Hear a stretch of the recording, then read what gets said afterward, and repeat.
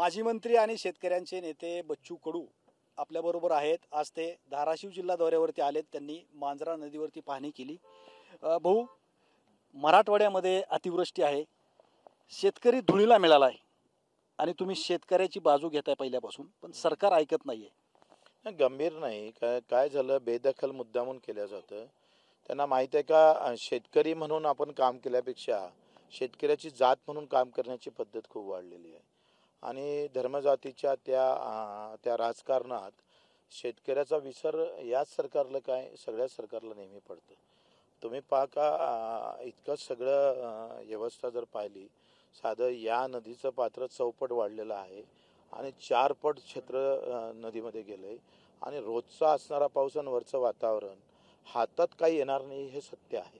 आणि हातात काही आल्यानंतर म्हणजे या सगळ्या परिस्थितीमध्ये सरकार किती गंभीर आहे. दुःख या गोष्टीचं आहे. पाऊस आला, त्यानं काम केलं, पण सरकार म्हणून काही काम करणार का नाही करणार. तुम्ही तुमची याबाबतची पारदर्शकता, तुमची काय नेमकं काय तुमचा कार्यक्रम आहे, कशा पद्धतीनं तुम्ही समोर जाणार आहे, कारण त्याला 2 वर्ष बेकार जाणार आहे.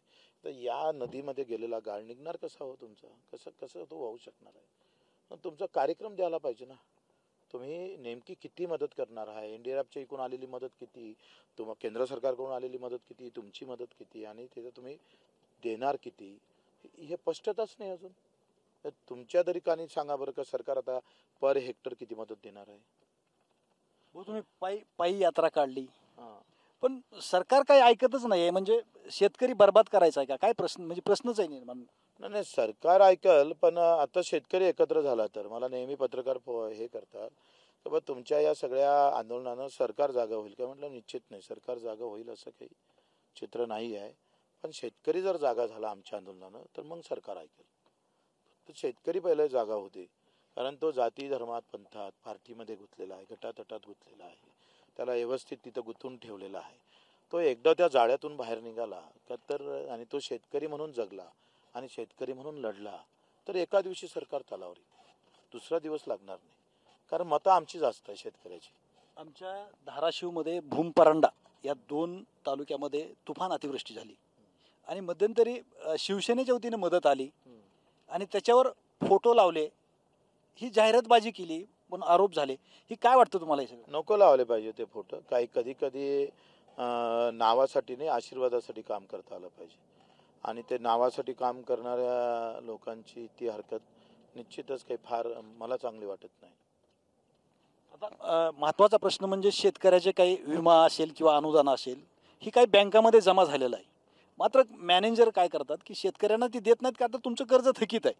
हे काय झालंय का, एकंदरीत हा सगळा मुख्यमंत्र्यांना वारंवार सांगून सुद्धा बँक मॅनेजरनं अजूनही 50 ते 60% निधी पैसा जो शेतकऱ्याचा तो होल्ड केलेला आहे. त्याच्यामुळे आता सगळं त्याचं संपलेलं आहे. तुम्ही सांगा, आज 50-60 हजार एकरी खर्च निघून गेला हातून आणि आता ते सुकलेलं पीक काढतो म्हटलं तरी एकरी 10 ते 15 हजार रुपये खर्च आहे. या सगळ्या अवस्थेमध्ये तुम्ही 50 हजार, किमान त्याला 20 हजार तरी एकरी भेटलं पाहिजे, तेव्हा तो किमान थोडा रुळावर येईल, थोडा चालेल तो. नाही तर तो फसला राहील ना, तिथून बाहेरच निघणार नाही. आणि म्हणून तुमची मदत ज्या दिलेली न पाहिजे ते दानवतो तुमच्यामध्ये पाहिजे, सरकारमध्ये ते दिसत नाही. ती मोठी अडचण आहे. म्हणजे एवढे टवलाटवली करणं सुरू आहे, असं बनवाबनवी करणं सुरू आहे. इव्हन पत्रकारांना पण, पत्रकारांना विचारलं का पंजाबसारखी मदत 50 हजार आपल्याला भेटणार का, तर मुख्यमंत्री म्हणतो मी 8 कलेक्टरांची मीटिंग घेतली. प्रश्न काय आणि उत्तर काय, सांगतं काय, व्यवस्थित त्याला दुसरीकडे घेऊन जाण्याचा प्रयत्न करतो. तर तुम्ही उत्तर देऊ शकत नाही. पंजाबाचं बजेट आम्ही 2 ते 2.5 लाख कोटीचं आहे, तुमचं 7.5 लाख कोटीचं बजेट आहे. तुम्ही मुंबईत अशी फेरी मारली ना तरी तुम्हाला 50 हजार कोटी निघाल. एवढा कर टॅक्स लोक चुकवतात. आता तुम्ही मराठवाड्यात मध्ये पाहणी करताय. तुम्ही काही दिवस शिंदे उपमुख्यमंत्री जे आहेत एकनाथ शिंदे त्यांच्याबरोबर काम केलंय, सरकारमध्ये पण तुम्ही होतात. तुमचं काय बोलणं होतं का की बाबा शेतकऱ्यांना मदत करायला पाहिजे किंवा काय असं काही बोलत नाही आम्ही. आता माध्यमातूनच बोलतोय, दुसरं काय आहे. मी मगा सुझाव दिला होता का बाबा हे जर MRGSला जोडलं हे सगळं तर एक मोठी मदत सरकार, केंद्र सरकारची राज्याला भेटू शकतं, राज्याची शेतकऱ्याला भेटू शकतं. पण हे जोडता आलं पाहिजे. MRGS मध्ये 260 कामं आपण घेतो आणि 260 कामामध्ये हे जर काम टाकलं, हे साधे एक भूमिका जर आपण घेतली का शेतीतला गाळ काढणे आणि शेती चांगली करणे, दुरुस्त करणे, त्याची नांगरटी वही करणे, त्याला सुपीक बनवणे, असा जरी एका हेड वापरला तरी त्याला पैसे भेटू शकते आणि ते वरदान ठरू शकतं आमच्या शेतकऱ्याला. पण आखरी कसं आहे, कल्पना येणं आणि ते प्रत्यक्षात उतरवणं आणि ते शेतकऱ्याच्या डोक्यात ठेवून शेतकरी ते करणं हे फार महत्त्वाचं आहे. शेतकऱ्याची सरसकट कर्जमाफी करायचं सरकारच्या डोक्यात आहे का नाही असं काय वाटतं तुम्हाला? मला वाटत नाही. सध्या तर त्यांची मानसिकता दिसत नाही, पण कर्जमाफी करावीच लागेल. आणि महाराष्ट्राच्या तिजोरीत पैसे आहेत सरकारच्या? पैसे तर भरपूर आहे. पैसे काय आपले तुम्हाला आम्हासाठी पैसे नाही.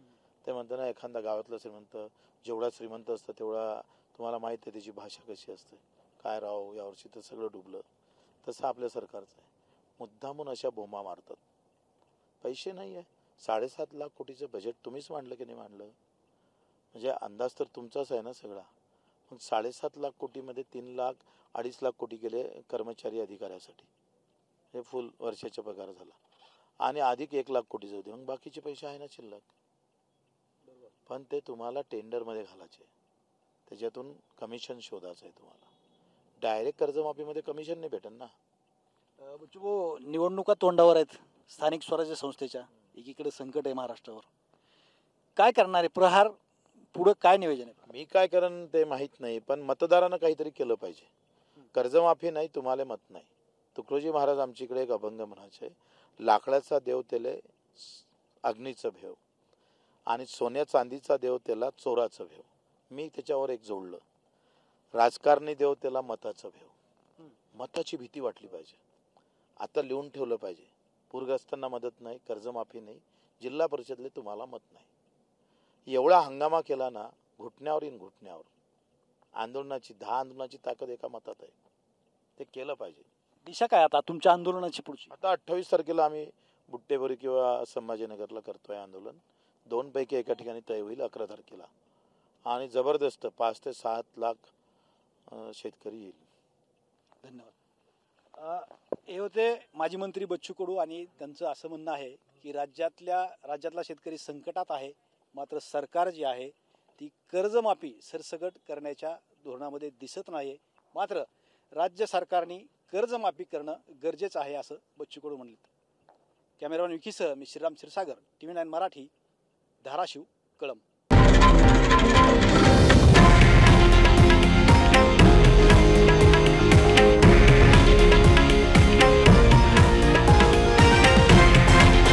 हे आहे देशातील नंबर 1 न्यूज नेटवर्क आणि आपण पाहत आहात TV9 मराठी, एकमेव.